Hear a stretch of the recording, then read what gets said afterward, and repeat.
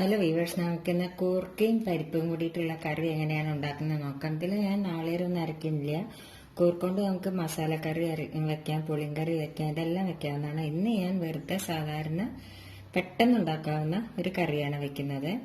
അതിന് വേണ്ടിയിട്ട് ഞാൻ കുറച്ച് കൂർക്ക നേരേക്ക് എടുത്തിട്ടുണ്ട്, നേരേക്ക് കഴുകി എടുത്തിട്ടുണ്ട്. പിന്നെ തൂരപ്പരിപ്പ് ഇങ്ങനെ 2 പിടി എടുത്തിട്ടുണ്ട്.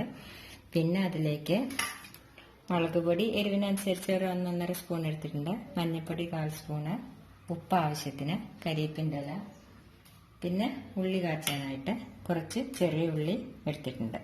ഇത്ര സാധനമേ വേണ്ടു. ഇത് നമുക്ക് പെട്ടെന്ന് ഉണ്ടാക്കിയെടുക്കാവുന്ന ഒരു കറിയാണ്. ഇനി എന്താ വേണ്ടതെന്ന് വെച്ചാൽ നമുക്ക് സ്റ്റവ് ഒന്ന് കത്തിക്കാം. കുക്കർ അടുപ്പത്ത് വെച്ചിട്ട്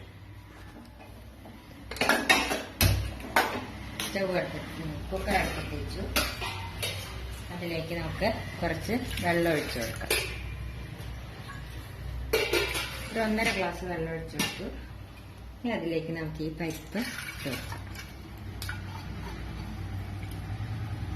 പെട്ടെന്ന് ഉണ്ടാക്കിയെടുക്കാവുന്ന ഒരു കറിയാണ്. ഇനി അതിലേക്ക് നമുക്ക് ഈ കഴുകിയെടുത്ത കൂർക്കി ഇട്ട് കൊടുക്കാം.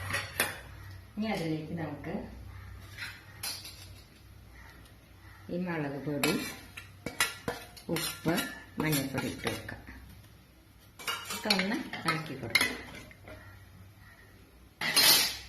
നമുക്ക് ഒന്ന് അടച്ചു വെക്കാം. ഒരു 2-3 വിസിൽ വരട്ടെ.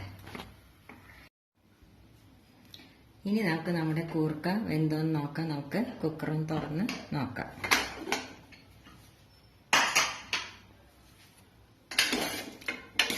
കൂർക്കയും പരിപ്പെല്ലാം നല്ലപോലെ വെന്തിട്ടുണ്ട്. ഇനി നമ്മൾ എന്താ ചെയ്യേണ്ടതെന്ന് വെച്ചാൽ ഇതിലേക്ക് 2 കരിവേപ്പിൻ്റെ ഇല ഇട്ട് കൊടുക്കുക. ഇതൊരു സിമ്പിൾ റെസിപ്പിയാണ്. ഇനി നമുക്കിതിലേക്ക് ഉള്ളി കാച്ചാം. ചീഞ്ചട്ടി ചൂടായി നമുക്ക് വെളിച്ചെണ്ണ ഒഴിച്ചു കൊടുക്കാം.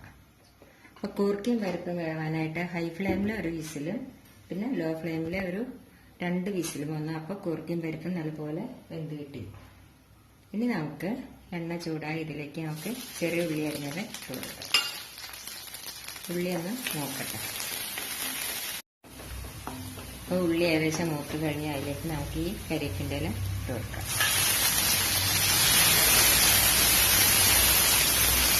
ഇത് നമുക്ക് ഈ കൂട്ടാനിലേക്ക് ഒഴിച്ച് കൊടുക്കാം. ഇനി നമുക്കിതിലേക്ക് കുറച്ചും കൂടി ഒന്ന് വെള്ളം ഒഴിച്ചു കൊടുക്കാം.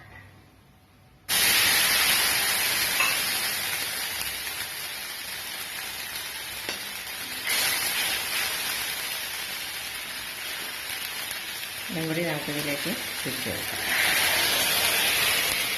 അപ്പം നമ്മുടെ സിമ്പിളായിട്ടുള്ള കൂർക്ക പരിപ്പ് കറി റെഡിയായി. ഇത് നമുക്കൊരു സെർവിങ് പ്ലേറ്റിലേക്ക് മാറ്റാം.